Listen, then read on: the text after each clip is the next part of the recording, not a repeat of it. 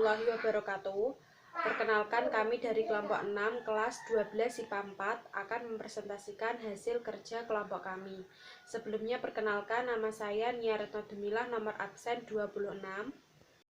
Nama saya Henik Setiawati, absen 11. Saya Inayatul Ulya, nomor absen 15. Saya Mila Yusnika, absen 20.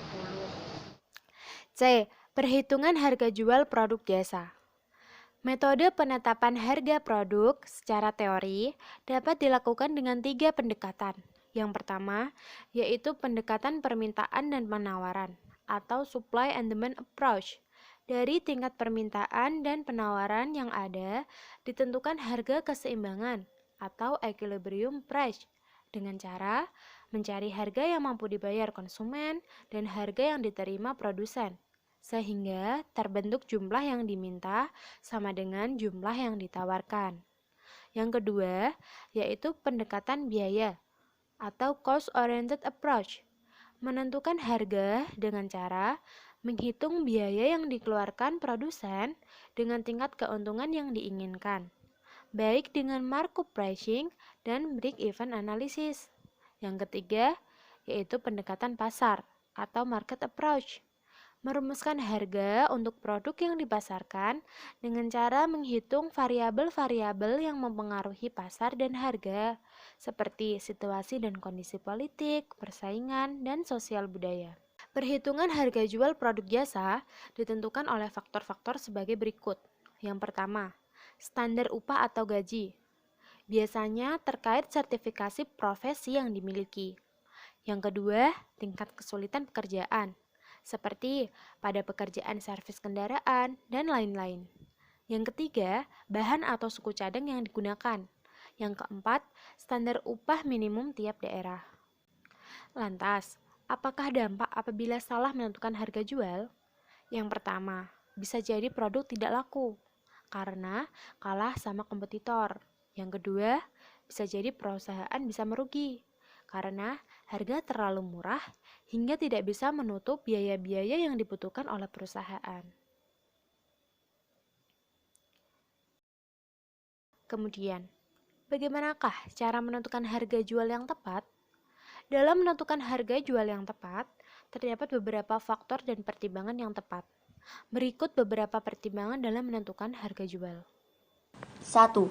Komponen HPP merupakan biaya langsung yang terkait dalam rangka bisnis kita, menghasilkan produk atau jasa yang dijual kepada customer.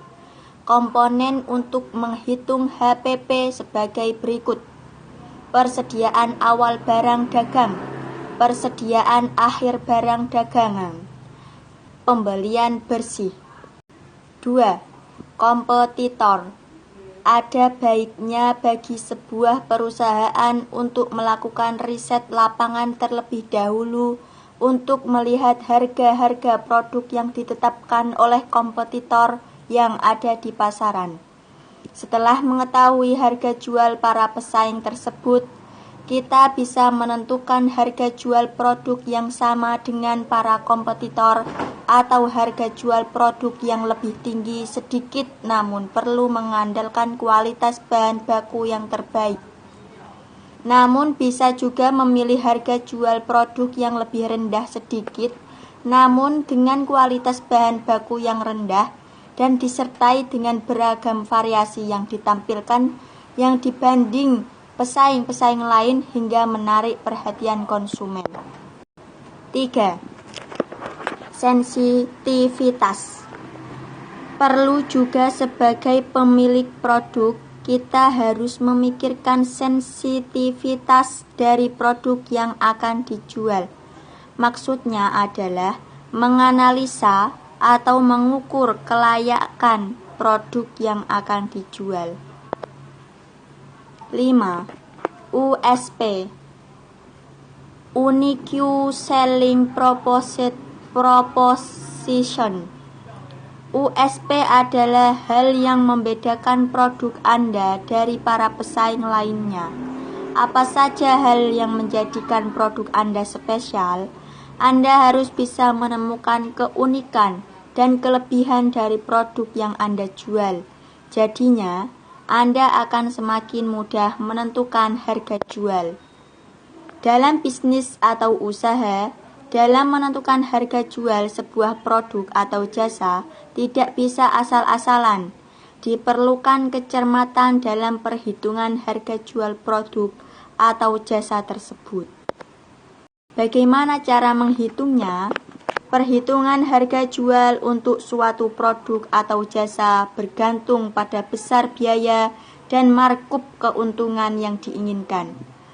Jika terdapat kapasitas menganggur, harga jual yang lebih rendah dapat dibenarkan. Bagaimana perhitungan harga jual tersebut? Untuk kondisi penjualan yang biasa, bisa dirumuskan dalam perhitungan berikut ini. Harga jual sama dengan biaya aktual atau biaya variabel ditambah biaya tetap ditambah markup laba.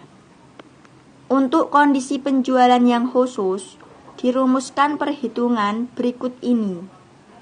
Harga jual sama dengan biaya variabel ditambah markup laba.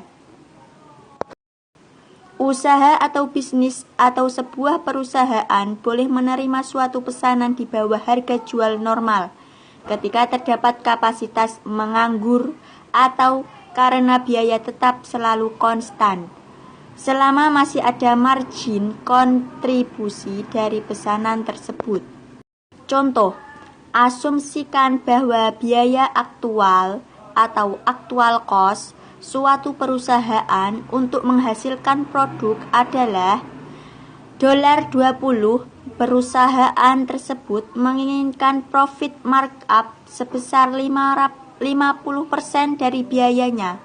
Maka harga jualnya atau selling price dihitung sebagai berikut. $20 ditambah profit markup 50% dikali $20 sama dengan $10. Harga jual sama dengan 20 ditambah 10 sama dengan $30. D. Media promosi dan produk jasa profesi dan profesionalisme. 1. Pengertian media promosi. Promosi adalah suatu kegiatan komunikasi bidang pemasaran yang dilaksanakan oleh produsen kepada konsumen untuk menyebarkan informasi, mempengaruhi, dan mengingatkan ke pasar sasaran atas produk yang ditawarkan, guna mendorong konsumen untuk melakukan pembelian ulang dan mencoba produk baru. Tujuan promosi. Adapun tujuan dari promosi, penjualan adalah meningkatkan permintaan dari konsumen, kinerja perusahaan, dan mendukung serta mengkoordinasikan kegiatan personal, selling, dan iklan. Pengertian media promosi. Media promosi adalah sarana untuk terjadinya promosi. Macam-macam media promosi. Media promosi yang marak saat ini adalah media online. Media promosi untuk produk jasa profesi dan profesionalisme juga semakin banyak pilihan untuk memasarkannya. Media internet menjadi sangat bermanfaat ketika sebuah website menjadi media tepat untuk memasarkan produk, baik produk barang maupun jasa lewat promosi langsung maupun online. Strategi promosi. Strategi promosi melalui online dapat dilakukan melalui beberapa cara. Di antaranya, A. Website. Website bisa menjadi cara promosi berbasis komunitas yang dibangun melalui gambar bergerak maupun tidak bergerak. B. Berbagi gambar melalui Pinterest. C. Aktif di media sosial dengan postingan foto, kutipan, jejak pendapat yang berhubungan dengan bisnis dan secara bertahap dapat mendorong produk yang dipromosikan. D. Membuat blog tentang produk yang dipromosikan yang langsung link ke Facebook atau Twitter. E. Jejaringan sesama bisnis. F. Menggunakan iklan. G. Menulis di media online lain. 3. Media promosi usaha, jasa profesi, dan profesionalisme. Media promosi produk jasa profesi dapat dilakukan melalui iklan pada media cetak, radio, televisi, brosur, poster dengan tujuan untuk memberikan informasi, utama daya tarik melalui teks, gambar diam, gambar bergerak, dan suara. Promosi produk jasa juga dapat dilakukan melalui kegiatan pameran atau presentasi yang memperlihatkan contoh produk dan menjelaskan produk yang dipromosikan. Soal-soal. 1. Metode penetapan harga produk secara teori dapat dilakukan dengan berapa pendekatan? A10, B11, C6, D5, E3. 2. Yang termasuk pendekatan yang dilakukan pada metode penetapan harga produk adalah A. Pendekatan masyarakat, B. Pendekatan diri, C. Pendekatan pasar, D. Pendekatan produk, E. Pendekatan penjualan. 3. Harga keseimbangan dapat ditentukan dengan cara mencari harga yang mampu dibayar konsumen dan harga yang A. Tergolong murah, B. Cenderung konstan, C. Di bawah pasaran, D. Diterima produsen, E. Diterima konsumen. 4. Harga untuk produk yang dipasarkan dapat dirumuskan dengan cara menghitung variabel-variabel yang mempengaruhi A. Permintaan dan pasar, B. Permintaan dan harga, C. Pasar dan harga, D. Pasar dan penawaran, E. Penawaran dan permintaan. 5. Perhitungan harga jual produk jasa ditentukan oleh faktor-faktor sebagai berikut, kecuali A. Standar upah minimum tiap daerah, B. Standar upah maksimum tiap daerah, C. Standar upah terkait sertifikasi profesi yang dimiliki, D. Tingkat kesulitan pekerjaan, E. Bahan atau suku cadang yang digunakan. 6.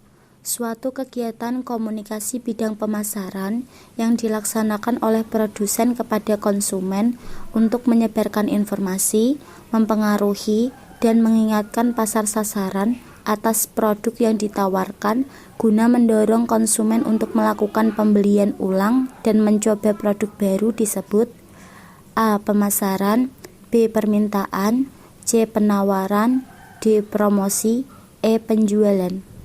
7. Media promosi adalah A. Sarana untuk terjadinya promosi, B. Sasaran promosi, C. Barang yang dipromosikan, D. Subjek promosi, E. Orang yang ingin promosi. 8. Media promosi yang marak pada saat ini kecuali A. Twitter, B. Facebook, C. Internet, D. Instagram, E. Koran.